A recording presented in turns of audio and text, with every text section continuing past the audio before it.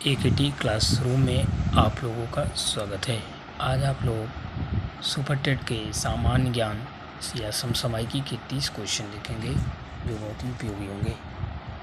तो पहला प्रश्न है कि टोक्यो ओलंपिक का शुभंकर क्या था? ए पांडा, बी सोमंस्की, सी मिराई तोआ, डी ईगल। तो इसका आंसर हो जाएगा मिराई तोआ। इसका क्या हो जाएगा? मिराई तोआ हो जाएगा। ठीक है, पहला क्वेश्चन हो गया। दूसरा क्वेश्चन है प्रधानमंत्री कृषि सिंचाई योजना सूक्ष्म सिंचाई के वित्त पोषण का पैटर्न केंद्र और राज्य के संबंध में क्या है? इसमें आप लोगों को अनुपात बताना है। तो ए है 50:50, बी है 80:20, सी है 60:40, डी है 70:30। तो इसका आंसर हो जाएगा आपका दूसरे का सी। दूसरे क्या हो जाएगा? सी हो जाएगा। ठीक है, तीसरा क्वेश्चन देखते हैं कि वंदे भारत मिशन किससे संबंधित है? तो वंदे भारत ए है चंद्रमा पर अंतरिक्ष भेजने से, बी है कोविड महामारी के दौरान से, सी है बुजुर्ग महिलाओं को गुजारा भत्ता देने से, डी है समस्त सिनेमाघर में वंदे भारत गाने को अनिवार्य बनाने से। भारत सरकार की एक मिशन था वंदे भारत मिशन। तो किसके लिए बना था? तो वह था कोविड महामारी के दौरान। बी ऑप्शन सही है। सी देते हैं चौथा, तीसरे का भी सही है। चौथा देखेंगे स्वच्छ भारत मिशन शहरी चरण 1 के अंतर्गत कितने स्थानीय निकायों को खुले में शौच मुक्त घोषित किया गया है? ए 3258, बी 3974, सी 4324, डी 2876। तो इसका ऑप्शन हो जाएगा, इसका राइट आंसर हो जाएगा सी ऑप्शन सही है, 4324। पांचवा क्वेश्चन देखेंगे प्रधानमंत्री कुसुम योजना के तहत भारत में पहला सौर ऊर्जा संयंत्र कहाँ स्थापित किया गया? ए पिनान अलवर, बी भलोजी जयपुर, सी बालेश्वर जोधपुर, डी देवलिया जोधपुर। तो इसका राइट आंसर हो जाएगा भलोजी जयपुर। बी ऑप्शन सही है, पाँचवें का बी। अब देखेंगे छठवां, भारत के प्रथम मानव युक्त महासागर मिशन का नाम क्या है? ए मत्स्ययान, बी समुद्रयान, सी विष्णुयान, डी वरुणयान। तो इसका ऑप्शन हो जाएगा समुद्रयान हो जाएगा। भारत के प्रथम मानव युक्त महासागर मिशन का नाम है, वी ऑप्शन सही है, समुद्रयान। उसके बाद देखेंगे सातवां क्वेश्चन, स्वस्थ धरा खेत हरा नारा क्या है? स्वस्थ धरा खेत हरा नारा क्या है?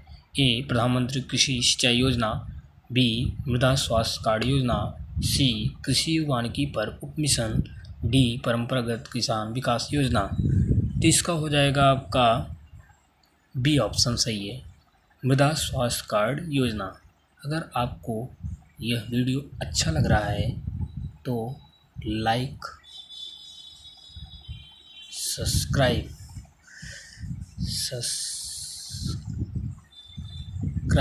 जरूर करें। अब देखेंगे आठवां क्वेश्चन, वर्ष 2020-21 के लिए सिविल सेवा के क्षेत्र में पद्म भूषण पुरस्कार किसे प्रदान किया गया है? तो वर्ष 2020-21 के सिविल सेवा के क्षेत्र में पद्म भूषण पुरस्कार, इसमें ए सुमित्रा महाजन, बी नृपेंद्र मिश्रा, सी कृष्णा नायर, डी त्रिलोचना सिंह। तो इसका ऑप्शन हो जाएगा, इसको ऑप्शन बी हो जाएगा नृपेंद्र मिश्रा। अब आता है नवा क्वेश्चन, हाल ही में जारी की गई UNESCO 2021 state of the education report के अनुसार संपूर्ण भारत के विद्यालयों में इंटरनेट की पहुंच कितने प्रतिशत है? ए 22%, बी 19%, सी 29%, डी 42%। तो इसका हो जाएगा आपका ऑप्शन बी सही है, 19%। 19% UNESCO 2021 state of the education report के अनुसार भारत के विद्यालय में इंटरनेट पहुंच का प्रतिशत है। अब देखेंगे दसवां क्वेश्चन क्या कहता है कि टोक्यो पैरालंपिक्स 2021 में अवनी लेखरा ने किस स्पर्धा में स्वर्ण पदक जीता था? ए डिस्कस फेंक, बी भाला फेंक, सी शूटिंग, डी ऊंची कूद। टोक्यो पैरालंपिक्स में अवनी लेखरा किस स्पर्धा में स्वर्ण पदक जीता था? वह था आपका किस स्पर्धा में? आपके शूटिंग में। सी ऑप्शन 10 का सी। अब देखेंगे अगला प्रश्न। अगला प्रश्न क्या कहता है कि भारतीय विनियामक और विकास प्राधिकरण के वर्तमान अध्यक्ष कौन है? ए शिव सुब्रमण्यन रमन, बी अजय त्यागी, सी नंद किशोर सिंह, डी सुभाष चंद्र खुंटिया। तो 11 का ऑप्शन डी सही है। अजय कुमार सुभाष चंद्र खुंटिया। 11 का डी। 11 का डी सही है। आप लोग इस वीडियो को देखते हैं और कमेंट ज़रूर करिएगा। तो अगला क्वेश्चन देखेंगे हम लोग। अगला क्वेश्चन, भारत निम्नलिखित में से कौन सा सुमेलित नहीं है? अर्जुन ए है अर्जुन लाड जाट नौकायन से हैं कि देवेंद्र झझड़िया भाला फेंक, अवनी लेखरा भारोत्तोलन, अपूर्वी चंदेला निशानेबाजी।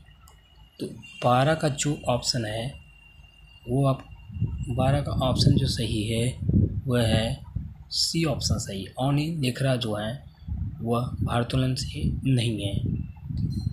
अवनी लेखरा किससे संबंधित हैं? अवनी लेखरा जो है आपकी शूटिंग से संबंधित है, ना कि भारोत्तोलन से, इसीलिए ये गलत है। ठीक है, अब देखते हैं निम्नलिखित में से कौन सा सम्मिलित नहीं हो गया है। आपका 13वां क्वेश्चन देखेंगे अब। Star gazing the players in my life पुस्तक के लेखक कौन हैं? A Sunil Gavaskar, B Virat Kohli, C Sachin Tendulkar, D Ravi Shastri. तो इसका हो जाएगा आपका डी ऑप्शन सही है। डी ऑप्शन 13 का रवि शास्त्री, डी ऑप्शन। अब आगे देखेंगे 14वां क्वेश्चन। राष्ट्रीय शिक्षा नीति 2020 में विद्यालय शिक्षा में 100% सफल नामांकन अनुपात प्राप्त करने का लक्ष्य क्या है? 2035 तक, बी 2025 तक, सी 2040 तक, डी 2030 तक। तो इसका ऑप्शन आपका हो जाएगा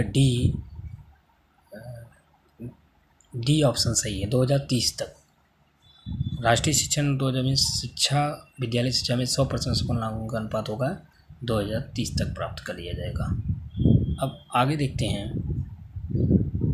15वां क्वेश्चन। काजिंद 21 नामक संयुक्त प्रशिक्षण अभ्यास किन देशों के द्वारा किया गया? भारत अमेरिका, बी भारत मालदीव, सी भारत रूस, डी भारत काजिकिस्तान। तो इसका ऑप्शन जो हो जाएगा वो है भारत काजिकिस्तान, 15 का डी। अब आगे क्वेश्चन देखेंगे 16वां। डेविस कप किस खेल से संबंधित है? ए टेनिस, बी फुटबॉल, सी बास्केटबॉल, डी टेबल टेनिस। तो इसका हो जाएगा आपका ए टेनिस। टेनिस होगा 16 का ए।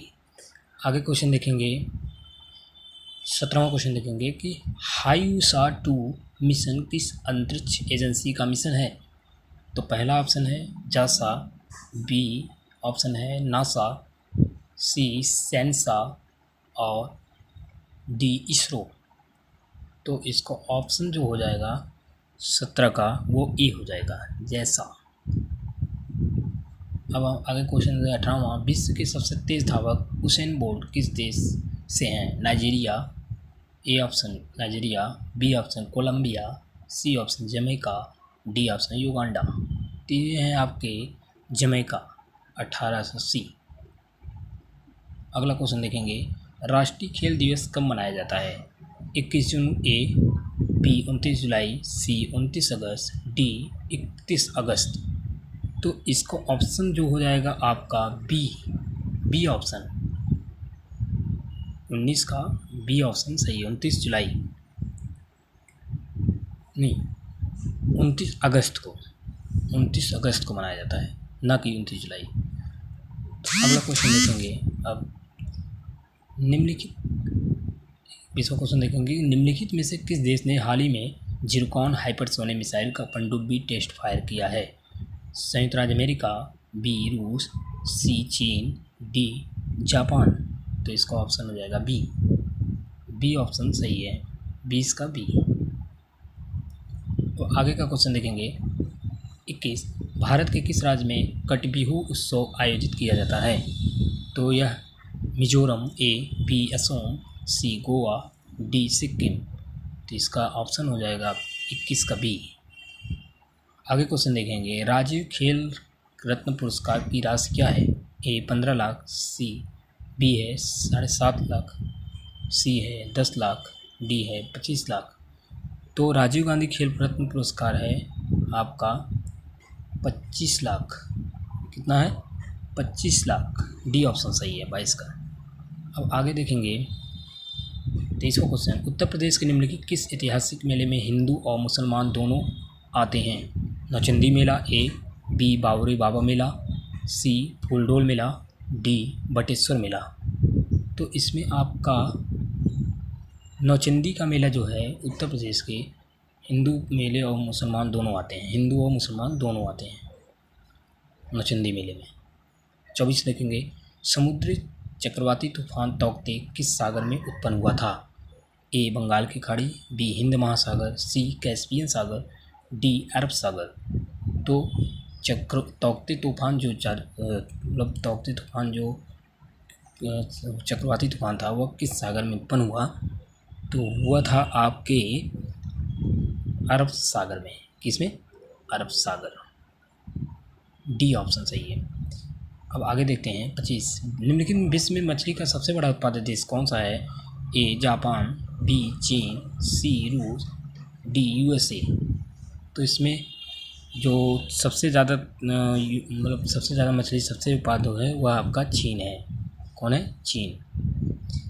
डी 26 देखेंगे एक सितार में किस प्रकार की ध्वनि तरंगें उत्पन्न होती हैं? ए प्रगामी अंधेर, बी प्रगामी अनुप्रस्थ, सी अप्रगामी एवं अंधेर, डी अप्रगामी अनुप्रस्थ। तो इसका ऑप्शन हो जाएगा डी। डी ऑप्शन सही है, अप्रगामी अनुप्रस्थ। अब देखेंगे 27वां क्वेश्चन। भारत की संसद द्वारा आपदा प्रबंधन अधिनियम कब पारित हुआ? 2001, ए 2005, बी 2009, सी डी 2013। तो आपदा प्रबंधन जो जारी हुआ वह हुआ था आपका बी में। बी ऑप्शन सही, 2005। अब देखेंगे 28वां क्वेश्चन। धूपगढ़ चोटी निम्नलिखित राष्ट्रीय उद्यानों में से किसमें स्थित है? सतपुड़ा राष्ट्रीय उद्यान, ए कान्हा राष्ट्रीय उद्यान, बी बांधवगढ़ राष्ट्रीय उद्यान, सी डी माधव राष्ट्रीय उद्यान, डी। तो इसका ऑप्शन हो जाएगा सतपुड़ा राष्ट्रीय उद्यान। ए ऑप्शन सही है 28 का। 29 देखेंगे पूर्वी उत्तर प्रदेश में पहली बार केबल कार सेवा निम्नलिखित में से किस जनपद में प्रारंभ हुई? ए इटावा, बी महाराजगंज, सी जौनपुर, डी मिर्ज़ापुर। तो जो केबल कार सेवा जारी हुआ वो पूर्वी उत्तर प्रदेश कहाँ से प्रारंभ, किस जनपद में?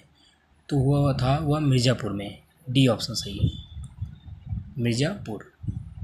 आज का लास्ट क्वेश्चन इस वीडियो का। अपने समय का चर्चित उपन्यास छीनी झीनी बीनी चंदरिया के लेखक कौन है? A Kashinath Singh, D Neerja Jadhav, B C Abdul Bismillah, D Ajay Mishra. तो इसका ऑप्शन हो जाएगा सी। आप आज इस वीडियो को कैसा लगा आप लाइक और सब्सक्राइब जरूर करें। तब तक के लिए जय हिंद।